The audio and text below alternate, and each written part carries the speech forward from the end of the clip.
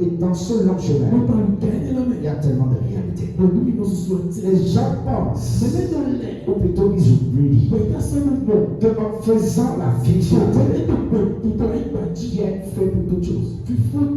C'est pour ça qu'il faut réfléchir avant de prendre des décisions, avant de prendre des actions.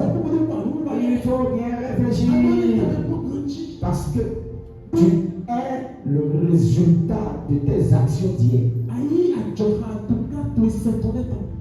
Toi aujourd'hui est le résultat de tes actions d'hier. Le résultat de tes prières d'hier. C'est ça qui est aujourd'hui.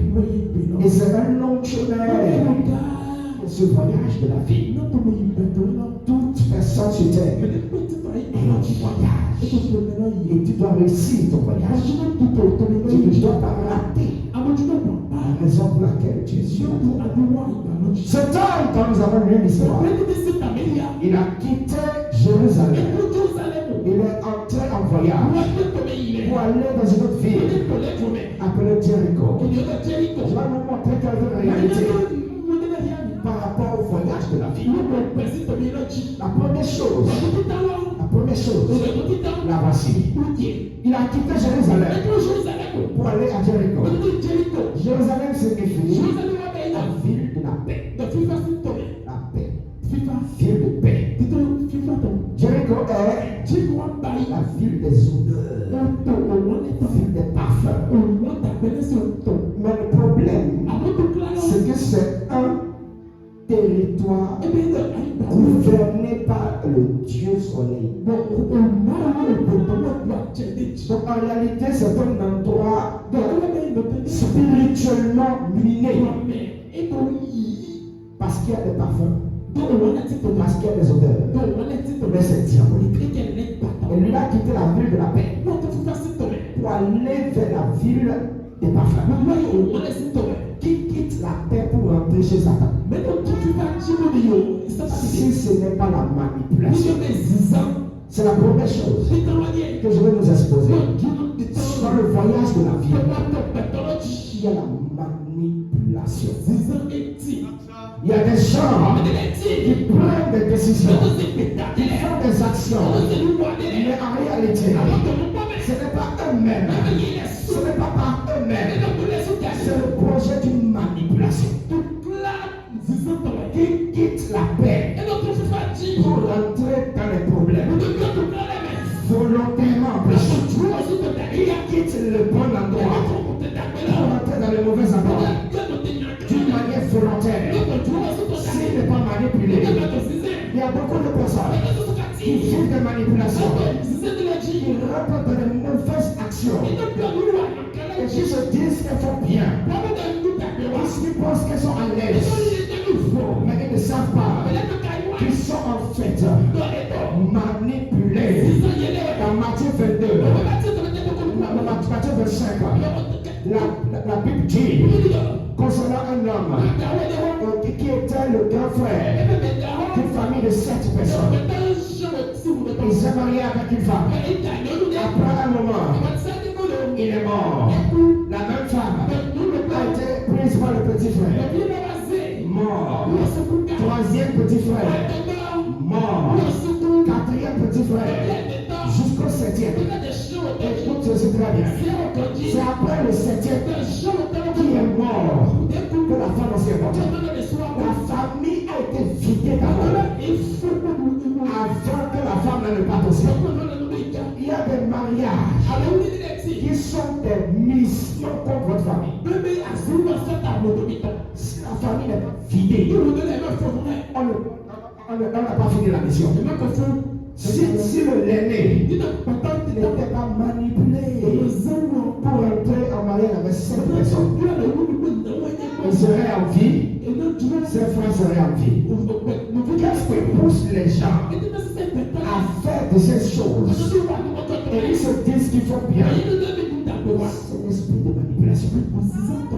Quand quelqu'un est manipulé, tout le monde autour de lui adore. C'est lui seul qui a raison.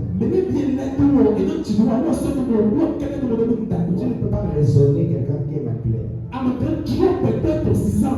Jamais. Tu peux tout dire. Tu peux tout expliquer. La personne te trouvera quelque chose à dire. Et en fait, c'est par là que les fondations fonctionnent très bien. Quand un problème fondationnel veut se répéter dans ta vie, il passe par l'esprit de manipulation. Pour que tu vois ce qui a détruit tes parents, mais que tu aies l'envie de passer par ça. On te dit ce n'est pas ça qu'il faut faire. Tout le monde parle, mais tout le monde attend.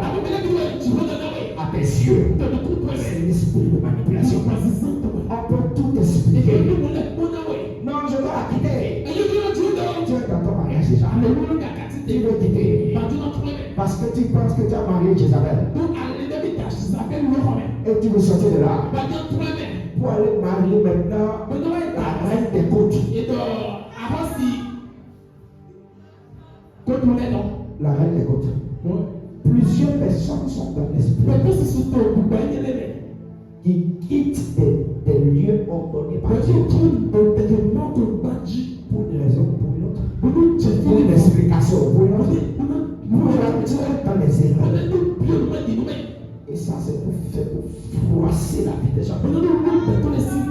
Tant que tu n'as pas fait l'erreur, tu n'as pas envie de quitter là. Il y a des gens qui doivent apprendre par erreur. Mais c'est dommage. C'est dommage. Ils doivent apprendre par erreur. Ils doivent apprendre par confusion. C'est là qu'ils vont comprendre. C'est dommage. Parce que tu peux ne pas te relever. Yes, tu peux ne pas te relever. Tu peux ne pas te relever. Faites attention à cette partie-là. Parce que ce n'est pas tous les proverbes que vous citez là qui ont le sens.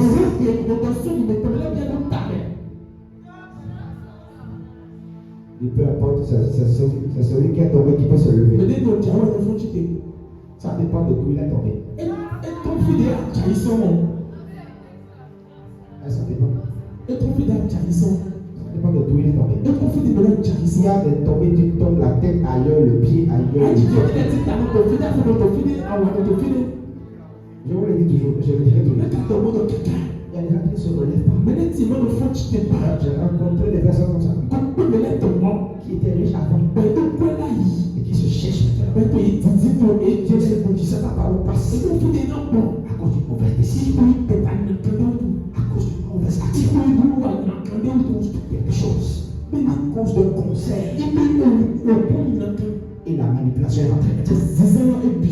Pour ta vie, je prie. Que l'esprit de manipulation disparaisse de ta vie à jamais. Silence. Il y a des personnes qui sont manipulées et qui veulent faire toujours des dégâts. Malheureusement, quitter la ville de paix pour entrer dans la ville des démons. Parce qu'ils se disent qu'ils ont raison. Il n'y a pas pire esprit que cet esprit-là. Il n'y a pas pire esprit que cet esprit-là. Il y a une femme un jour. Il y a une femme qui disait, prie pour moi. Je ne comprends pas ce que je m'arrive. Les esprits des hommes me dérangent. Ils viennent dans ma chambre. Ils viennent dans mon rêve. Moi, je suis dans ma famille. Il faut prier pour moi. Il faut appeler la porte de la prière. On a prié. Maintenant, avant la prière, elle dit, bon, ou bien, je vais me donner à eux, c'est mieux, non? Elle dit, pardon. Bon, peut-être que je suis né pour être mamie. D'ailleurs, je ne prie plus. Madame, non, c'est bon. J'irai voir mamie, madame. Là où les gens couvrent délivré. Vous voyez la manipulation. Quelque chose est entraîné pour la convaincre d'aller sous l'eau. Quelqu'un partageait avec moi que une femme qui vit avec des serpents, elle est dans serpent. Il y a différents niveaux de ma mémoire. Il y a des vrais serpents. Et en même temps, elle dit bon, peut-être prier pour moi pour que les choses marchent dans ma vie. Madame, les serpents vont chasser d'abord. Elle dit non, est-ce que c'est tous les serpents qui font du mal? Est-ce que c'est tous les serpents qui font du mal? Ah, ok. Pas avec tes serpents. Non, pas. Il est la personne, c'est pas la peine de prier. Ils aiment ce qui lui a l'heure. Ils chérissent la sorcellerie. Ça, c'est la manipulation. C'est un autre niveau de problème, ça. Des gens sont bien dans la paix. Et ils quittent la paix. Ils quittent ce lieu pour aller dans les problèmes. En tout cas, si le diable a fait ce programme pour toi, je te déprogramme du programme. Tu étais déjà sur le chemin pour rentrer à Jéricho. Dans ta vie, dans ton foyer, commerce, ministère, je te dis de la même maintenant. Deuxièmement, il était en chemin. Et il a été arrêté par les bandits. Ils ont pris tout ce qu'il avait. Les pertes. Sur le chemin à la vie, le voyage de la vie, il y aura des pertes. Il y a des gens qui perdent des choses. Et qui perdent et qui ne font que perdre. Certaines pertes font partie juste de la vie.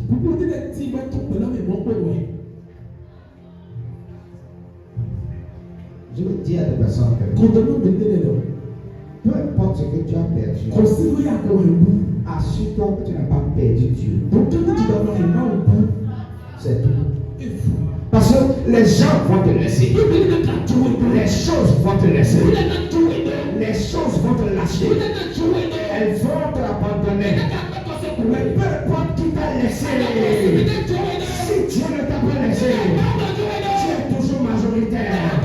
Tu as gagné les élections.